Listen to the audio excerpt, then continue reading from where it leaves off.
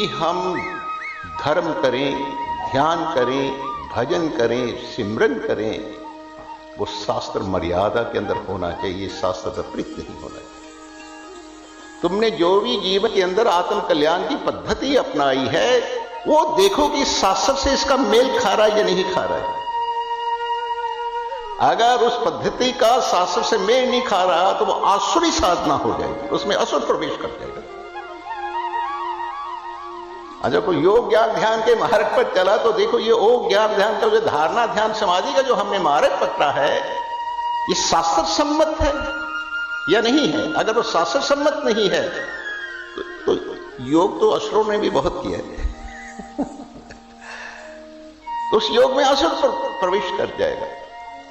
अच्छा, अगर हम धर्म शास्त्रों को पढ़ते हैं, वेद को पढ़ते हैं, और वेदों में लिखी हुई जो बातें हैं उनको हम पेट भरने और पैसा कमाने के लिए अगर उसका उपयोग करना शुरू कर देंगे, मनमाना उसका अर्थ निकाल देंगे, तो उस वेदाध्यान में जो है वो असुर प्रवेश कर जाएगा। और आश्रय साधना के होने से क्या हो जाएगा, जिस लक्ष्यों को लेकर तुम साधना कर रहे हैं वो फल उसके विपरीत मिल जाएगा।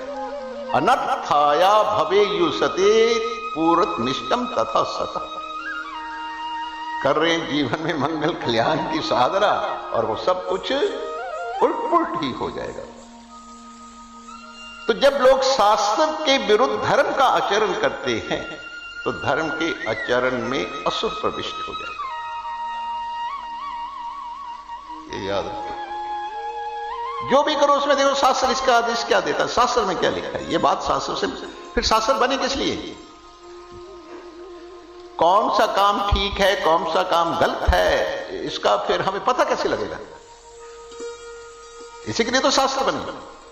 ये जितने भी मत मतांतर बने ये शास्त्रों को मानते ही नहीं, कहते हैं शास्त्रों को पढ़ लिया तो इनका असलियत का पता लग जाएगा और हमारा धंधा चलेगा कैसे। तो ये भागवत को, वेद को, कुरान को, उपनिषद को, ये तो कहते हैं ये कथा कहानियां हैं जी, इनमें तो क्या रखा हुआ है। हैं तो लक्ष्मी की कृपा नहीं होती।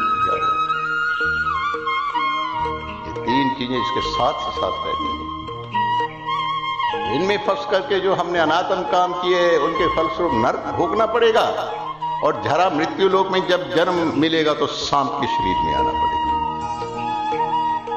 गुरुवाणी में लिखा है, अंत समय जो लक्ष्मी सिमरी ऐसी चिंता में जो मत बार बार सांप की योनि अपने। ये तो लौकिक धन कमाने वाले भाई की दुर्गति हुई। चलो, आप जिसने भगवत नाम कमाया वो यामी सुखी और आगे उसका बंटवारा कोई नहीं कर सकता। वो तो ऐसा धन है उसके ऊपर कोई टैक्स भी नहीं लगता है, कोई उसको चुरा नहीं सकता, कोई उसको उधारा नहीं मांग सकता। यहाँ भी सुखी, आगे भी सुखी, और वो धन ऐसा इस लोक में भी काम आता है और आगे। राम नाम कलि अभिमत दाता हित परलोक लोक पितु माता। हित परलोक में भी हमारा हित करने वाला है और इस लोक में भी हमारा हित करने वाला है। सुमरत सुख सुलभ सब काहू लोक लाहू परलोक निभाहू। इस लोक में भी काम आता है और परलोक में भी वो काम आता है। यहाँ भी हल्के, आगे भी। संसार के जितने भी देवी देवता हैं वो ठाकर जी के चरण कमलों की सुगंधि को पाने के लिए उनकी चरण कमलों की आराधना करते हैं। अद्भुत सुगंधि के स्वरूप है हमारे ठाकुर। उनके चरण कमलों से नील कमल की सुगंधि निकलती रहती है, उनके पूरे व्यक्तित्व से, विभू से। तो सुगंधि को पाने के लिए जितने भी देवी देवता हैं वो सब उनके चरण कमलों की आराधना में। तो ऐसे भगवान को छोड़ करके और संसार में किसकी शरण ले,